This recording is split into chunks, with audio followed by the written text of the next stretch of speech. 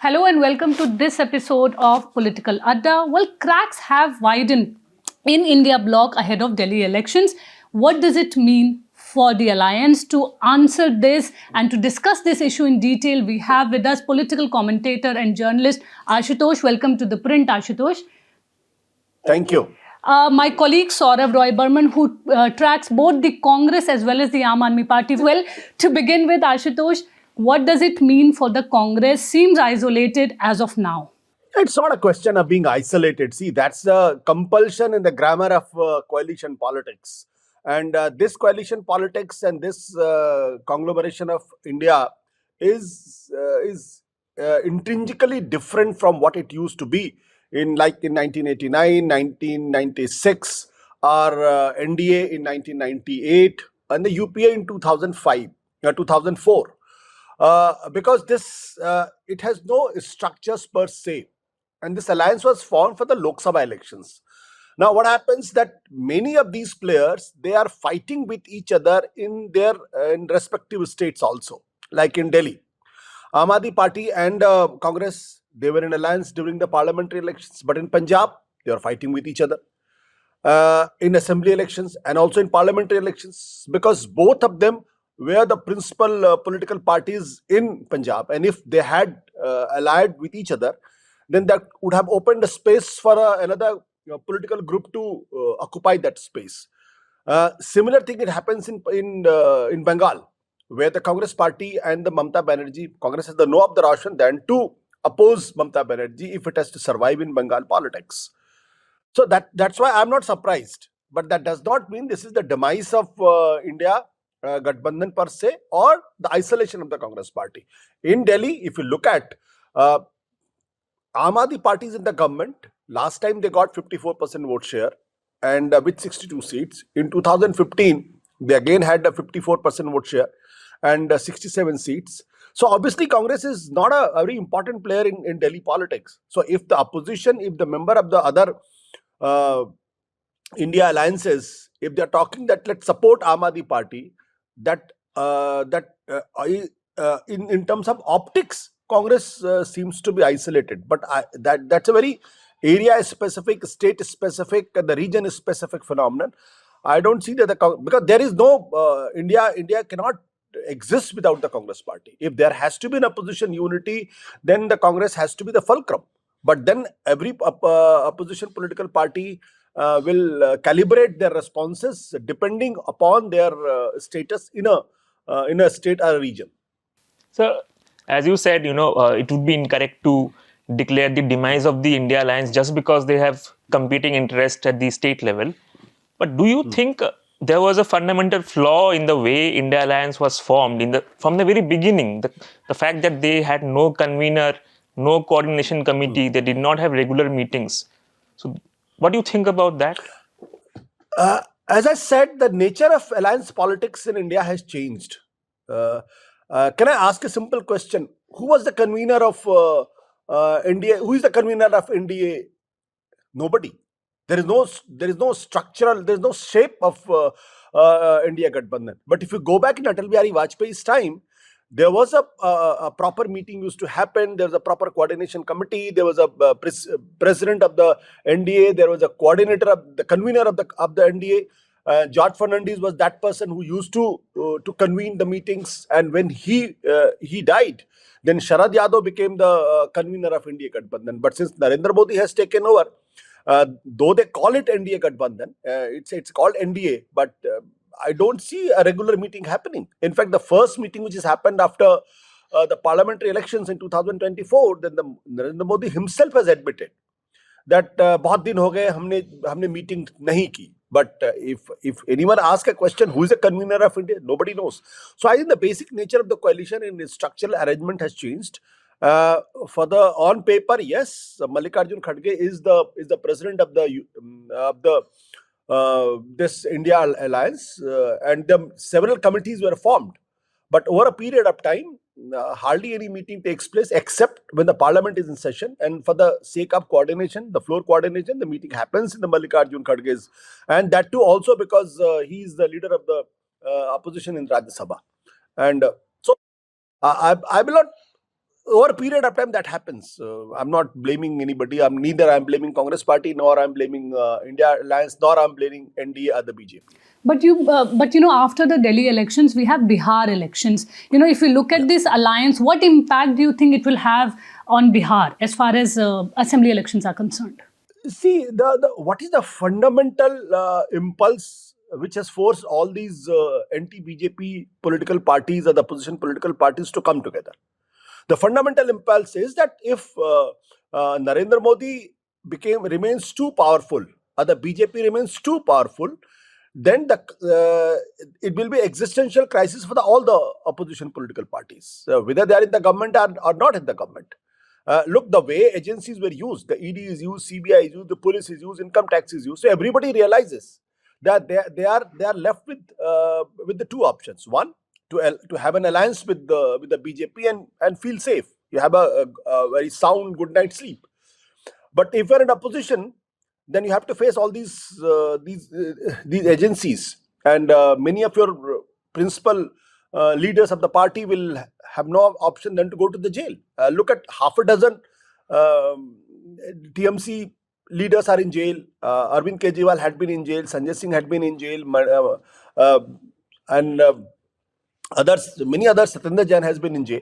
And you go to Tamil Nadu. Several ministers had been sent to the jail. Sanjay Raut had been to jail. So this is the basic fundamental impulse. So if they have no other option, then they have only option is to come together, form a coalition, nationally remain together, so that at least you can give a semblance of fight to the BJP. And this worked in 2024. BJP could not get 272 seats on its own, despite claiming more than 400 seats and everything. But they were reduced to 240 seats, and thanks to the Odisha, they got 20 seats. If the Odisha had not helped them miraculously, then the BJP would have been something around 230 or 225. That would have been pathetic for the BJP. So the nature has changed. That's why I'm saying in Bihar, despite all the contradictions, and in fact it's going very smooth. Congress is there, left parties are there, and then the Tejasvi is there, and everybody knows in the state that who is the leader. That RJD is the leader in Bihar. I don't see it is going to make any impact at all. Look at when the parliament election was happening, everybody is saying the India Alliance will disappear. But what happened? Even in Maharashtra and a state like UP, they did tremendously well in the parliamentary elections, and the seat arrangement was very, very smooth. Even in the assembly election, the seat arrangement was very smooth, despite initial hiccup. But those hiccups are the very nature of the coalition politics. Even wherever the coalition politics is, nobody wants to leave its ground. They will fight till the last minute. But because of this impulse, existential impulse, that if you are not together, you will be finished. And Shiv Sena was split into two, NCP was split into two. So I don't see anything happening adversely impacting the India Alliance in Bihar politics. So you rightfully said the nature of alliance or coalitions have changed over the years. But do you think the India Alliance stands to gain if it functions in a more structured way? For example, during the last parliament session, we saw Mamata Banerjee pitching herself as a potential leader of the alliance. Do you think the alliance stands to gain if it accepts such a proposal? So you can analyze the way you look at the picture. Look, Mamata Banerjee was very upset, and during the parliamentary elections, he said the Congress party, even before the parliamentary election, Mamata Banerjee said Congress will not get even the 40 seats. Congress is there to just help Narendra Modi. But on the Adani issue, in the parliament, during the session, look at all kinds of acrimonious statements were made by Mamata Banerjee, and even up to certain extent NCP and others. But when it came to the same constitution, everybody was on the same page. So these contradictory statements will be made. The posturing will happen, because they also have to take care of their own interest in the respective state. If Adani is investing money in Bengal, then Mamata Banerjee cannot be seen to be opposing Adani. There can be other reasons also. But the fact is, those who were saying, those were predicting dooms for the India Gathbandhan. I don't see that is happening. And if that happens, then what can one say? Except that all of them have decided to commit suicide together. Because if you're together, you can fight. If you're not together, then either you go with the BJP. And the BJP is in habit of eating up all the regional players they aligned with. And the other players have realized over a period of time. If you go back in the history, look at in the Gujarat, they were having an alliance with the socialist parties at one point of time. Where are those political parties today? In Rajasthan, where are those political parties? In Haryana, they were in alliance with the Devi Lal's sons and the political party. Where are those political parties today? So if you are with them, you can only thing is that for few years you can be safe, but your politics will be on decline. So if they have to survive, flourish, then they have no other option than to fight with the BJP. And it is this fundamental impulse that is working as a glue in the India alliances. And it's not that they are best of friends. Many of them, like if the Congress becomes very powerful, emerges as a powerful political party, regains its social base, then they will regain at the cost of, in UP, at the cost of Samajwadi Party. In Bihar, they will regain at the cost of the RJD. But the compulsion of politics is such that they have no other option than to live together. So due to these contradictions, obviously they cannot ally at the state level. So between two Lok Sabha elections, what should be the role of the India Alliance? Is it just about coordination during parliament sessions and taking up issues jointly? Till now, it is reduced to that only, because India Alliance was basically formed to challenge Narendra Modi at the national level. So that is why when the Madhya Pradesh election happens, you look what kind of statement were made by Kamal Nath against Akhilesh Yadav, and kind of a statement made by Akhilesh Yadav on Congress party. But in the parliamentary election, it was very smooth. If the Samajwadi Party and the Congress had not been together, do you think it was possible for for them to reduce BJP to 33 seats? No, it was not possible. So it could happen. It could happen only because they were together. So and it is, they have realized this, that they will fight in the assembly elections. They will try to maintain their social base, but at the national level, they will be together. And if all goes in whatever direction, in assembly election, you will see again the Akhilesh Yadav and the Rahul Gandhi marching together. Well, in the course of this discussion, we will also be taking questions from our viewers. One of our viewers has a question for you, Ashutosh. He wants to know, rather it's a statement, I would like you to comment on it. He says Congress will form government in Delhi with Arvindji as CM. Nothing could be more wide than this. But I think he's also hinting at could there be an alliance post the results? You never know. As of now, when I'm talking to you, it looks like that the Aam Aadmi Party has an edge over the BJP. But let's not forget that 10 years anti-incumbency is a very strong anti-incumbency. When the Modi could not survive that anti-incumbency, and the one fundamental reason that Modi could not get 272 seats despite claims for scoring more than 350 seats. For the simple reason, because there was an anti-incumbents against him. Because when you are in the government, you promise big things. People wants to judge you on the deliveries made. So there will always be some kind of dissatisfaction here and there. Those are the lucky people who survive for more than 25 years, like Jyoti Basu in West Bengal, CPM in West Bengal, then Naveen Patnaik in Odisha, and with the BJP for the last more than 30 years in Gujarat. But 10 years anti-incumbency is a very, very tough thing.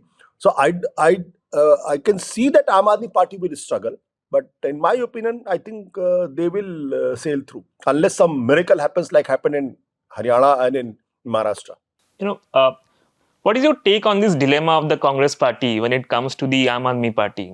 On the one hand, its state unit wants to take on the Congress very aggressively, take on the AAP very aggressively, but the High Command seems slightly hesitant. So what do you make of it? See, it's a if you on the Facebook, if somebody asks what is the relationship, so what do you write? I think it's complicated. Relationship. they are in a relationship, but they are also not in relationship. So it depends on the situation. So you can say it's complicated and situational also. Because if Punjab, Aam Aadmi Party and the Congress come together, then that will be the disaster for both the political parties. Because then the whole space of opposition will go to some other political party. The Akalis will grab it. The BJP is waiting in the wing. They will grab it. So they have no other option than to fight each other, and they have to attack each other fiercely. So it's not that it's a fake fight. It's a real fight, because in Punjab, uh, in last elections in 2017, it was the Congress party which was the main, which formed the government. But Aam Aadmi Party was the principal opposition political party. In this election, 2022, the Congress was replaced by Aam Aadmi Party. But today, Congress is the principal opposition political parties. So these two political parties, they have no other option than to fight with each other. But in parliamentary election in Delhi, Aam Aadmi Party knew that alone, and the Congress also knew alone they can't fight with the BJP, because in 2014, all 7 seats gone to the BJP. In 2019, all 7 seats gone to the BJP. So they tried to do some experiment. That experiment also did not work. And the peculiar thing in Delhi politics, Delhi, is that the Congress had been a party which has ruled for 15 years. And the Aam Aadmi Party has emerged. Aam Aadmi Party has formed government in Delhi at the cost of the Congress party. The Congress, which was a colossus in Delhi, today is reduced to only 4% vote share. That was in 2020 assembly election. So the Congress can grow only when Aam Aadmi Party disintegrates. But that possibility I don't see in the near future. So the Congress, but if Congress party doesn't fight with the Congress, with the Aam Aadmi Party, then nobody will remember Congress party. So in this election, at least Congress has made its presence felt. Whether it gains 10% vote share or the 8% vote share, that has to be seen. But at least they are trying to create a semblance of triangular fight. But in my opinion, the principal fight is between the Aam Aadmi Party and the BJP. The Congress can gain a seat here and there, if at all. Because last time they got a few seats was in 2013, when they got 8 seats. In 2015, blank. In 2020, blank. And even when the BJP was struggling to maintain its few numbers. So I don't see something happening. But yes, if Congress fights well and tries to get almost 10% or more vote share, then in my opinion, it will damage both. The Congress will damage Aam Aadmi Party also, as well as BJP also. Well, you must have seen, the BJP has been taking pot shot at both the Congress as well as the Aam Aadmi Party over this alliance, whether it's there or not there. Do you think, as far as Delhi Assembly elections are concerned, this is an issue that is going to impact people at all while, they decide to vote for whichever party they want to? See, negative campaigning, in my opinion, most of the time it doesn't work. BJP's failing in Delhi is that BJP has failed to create a narrative for the Delhi. Aam Aadmi Party and the Kejriwal has been smart enough to lay a trap, and the BJP is falling in those traps. And Aam Aadmi Party has been hogging limelight, had been hogging headlines all the time.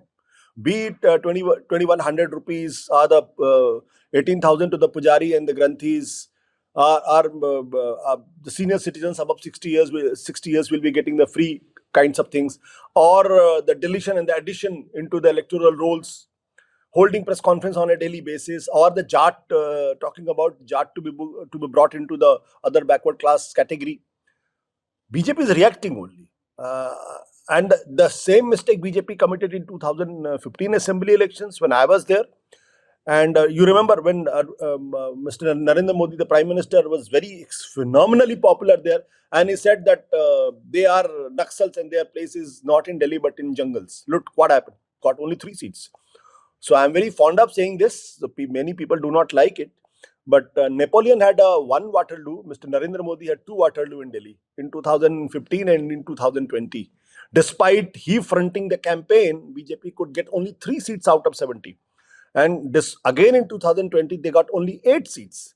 So nothing could be more humiliating for a person like Narendra Modi, who believes, and who many believe, that he's invincible. So if you are reduced to only 3 seats, which can go in a bike, or 8 seats go into a tempo, so BJP has to come off with something out of the box. Till now, I have not seen. But some miracle happens, then nobody can predict. But do you think the contest between Pravesh Verma and Arvind Kejriwal, do you think as part of a strategy of the BJP? How do you look at that? It's a good strategy. They want to confine Arvind Kejriwal to the New Delhi constituency only, and BJP is very smart in that sense. BJP had done it in West Bengal. BJP has also done it in Odisha. Mamta Banerjee and the TMC, which got more than 200 seats in assembly elections, she lost in her own constituency. And again, Naveen Patnaik, despite being in the government for more than 25 years, contested from 2 seats. He lost one and barely managed the other seat. So that means that the BJP has this time has a solid strategy. They either want Arvind Kejriwal to be confined to the constituency, could not campaign in other areas, or see to it that he's defeated. Either way, this is not a good news for the Aam Aadmi Party. But still, Aam Aadmi Party is a formidable player in Delhi. I'm not saying that the Arvind Kejriwal winning or losing, something else. But yes, he's a formidable player with 54% vote share. Aam Aadmi Party is not a formidable player in the parliament election, or not a formidable player in the MCD election. But Aam Aadmi Party is a very, very formidable player in assembly elections. Even the BJP, when it got into the government in 1993, it didn't have 50% vote share. Even the Congress never had more than 50% vote share, despite having government for three terms. But Aam Aadmi Party, in both 2015 and 2020, had more than 50% vote share. So that means something is working, something is clicking with the voters in Delhi with Aam Aadmi Party. Is it because of the Kejriwal factor? I believe so. So it's a very formidable player. So let's not underestimate Aam Aadmi Party despite 10 years incumbents. So you have seen the Aam Aadmi Party as an insider, now as an outsider. So over the years, over the last few years at least, we have seen this tilt towards religiosity that the party has taken, holding televised Lakshmi Pujas, and the latest one being the Granthi scheme, a scheme for pujaris and Granthis. And also at the same time, they have distanced themselves from issues of civil liberties or minority rights. So do you think and they have justified all that, saying they need to do that? It's a strategic approach to avoid being tarred as pro-minority. So while doing that, do you think the party has also fundamentally changed its own nature from what it was? Nature. You're saying nature. I think the party is not the party which used to be the party. It has changed its DNA, and that is undoing of Aam Aadmi Party, because Aam Aadmi Party started as a revolutionary party, which used to claim that they are not in politics to do politics but to change politics. Today they are not talking about making any kind of change in Indian politics. So that era is over. Today Aam Aadmi Party is like any other political party. Arvind Kejriwal is like any other political leader. So to win elections, winnability is the most important thing. So to win election, they can go to any extent. If tomorrow they have to go to the church and the mosque, they will do that. I'm under no illusions. Probably, if you remember, in 2013, they used to cite Shazia Ilmi's case that look, Shazia Ilmi is contesting from RK Puram despite being a Muslim. We don't believe into all that. But in the subsequent assembly elections, the caste calculation and every calculation were made. But by 2020, Aam Aadmi Party was an entirely different political party. Look at why you are saying that he has become a soft Hindu this time. When in 2020 elections, Hanuman Chalisa was chanted. He had gone to Hanuman temple, and then in Gujarat elections, वो note पे जो है लक्ष्मी की आप तस्वीर लगा दी तो भारत की अर्थव्यवस्था बेहतर हो जाएगी. All kinds of things. Even in 2020 election, when Shaheen Bagh movement was going on, he never visited that place. Manish Sisodiya made just one statement. After that, nothing. There was nothing from their side. Even during the Northeast riots, cite one example when Arvind Kejriwal had been there. He was the chief minister of the Delhi, but he didn't visit that area. If I remember correctly, if you remember, you know that, then please correct me. He did visit after prod from the Delhi High Court. After that. So why this was done? This was done because BJP was trying to paint Aam Aadmi Party as a pro-Muslim party, as a party which is into the Muslim appeasement, and so they realized it. If the tag was with them, then they will lose Hindu votes. So to gain the Hindu votes and remove that tag, they started projecting themselves as a Hindu party, and the party which is fighting for the Hindu interest, knowing it fully well that the minorities, the Muslim, had no other option than to vote for them. And this was exactly what happened. Do you think that is going to happen this time as well? Do you think Muslims will still stick to him for the simple reason that they don't have any other option? See, unfortunately, Muslims in Delhi has no other option, because if Congress had been a little bit more robust in its approach towards this election, then there was a possibility that the Muslims would have gone to the Congress, at least in a few constituencies. Because whether one likes it or doesn't like it, after Rahul Gandhi's Bharat Jodo Yatra, the Congress is the Muslims' first choice party, is first preference is Congress. But it also depends on the constituency, or it depends on the state.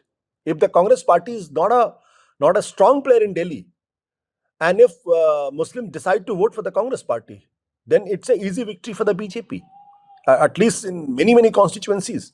So they will not take that risk. At the 11th hour, they will the community will have some cost benefit analysis, and they will if they reach to the conclusion that in that particular constituency Congress candidate can win, they will vote for the Congress candidate. If they realize that the Aam Aadmi candidate is winning, the Aam Aadmi Party will. It's not that the vote is going to be divided between the Congress. A fraction of division can take place, but not the major division can take place. So despite Aam Aadmi Party pursuing a Hindu politics, doing a Hindu politics, projecting itself as a Hindu party, practicing soft Hindutva, the Muslims have no other option than to vote for Aam Aadmi Party massively, in bulk. Well, one last question from my end. As far as Delhi elections are concerned, what is your prediction? I know it's not easy, but still. No, a prediction, I will not predict anything, but I can only say that the Aam Aadmi Party, as of now when I'm speaking to you, has a definite edge over over the BJP. Definite edge. There's no doubt about it. And but Mr. Prime Minister Narendra Modi has to enter into the campaign. The Amit Shah has to lead the campaign. So when the campaign really peaks, only then one sees how the things are changing. But as of now, Congress, Aam Aadmi Party is a definite edge. They are setting the narrative. BJP has failed to set the narrative. Aam Aadmi Party has declared all its candidates. BJP is still struggling to come out with the list. Even the Congress is also struggling with the list. Look at the scenario. Ajay Maken was supposed to hold a press conference and call Arvind Kejriwal as anti-national, but then he was asked by his own bosses that no, don't do that, because if you call somebody as an anti-national, then how that anti-national will live in the India alliance? So those are the contradictions. Those are the things which is happening, and people are predicting that the Congress will cut few votes for the Aam Aadmi Party. If Congress does that, and at a big scale, then Aam Aadmi Party will be in trouble. But I don't see that is happening. I don't see a Congress party cutting massively Aam Aadmi Party's vote. I don't see that. You think this is going to be a bipolar election, bipolar fight? I think it's a bipolar election, except a few constituencies like Silampur, Mustafabad, or Matia Mahal, where if the candidate is good, where the Congress has put up a good candidate, and there is some semblance of fight, then probably in those constituencies, Aam Aadmi Party's votes, the Congress will manage to cut few votes of Aam Aadmi Party. Otherwise, no, not much. I don't see much hope for the Congress Party. They might get something around 10-11% vote share. But you don't forget, in 2008, when the BSP had got 14% vote share. So it's not. And despite that, the Sheila Dikshit and Congress won, and Sheila Dikshit formed the government. So it's not that the Congress is getting 10% vote share and that will open window for the BJP. No, I don't see that is happening. Right. Well, thank you so much, Ashutosh, for joining in and for this great insight. Thank you so much for giving us your perspective on this India alliance, as well as what is in store for Delhi. Thank you, Neelam. Thank you. Thank you.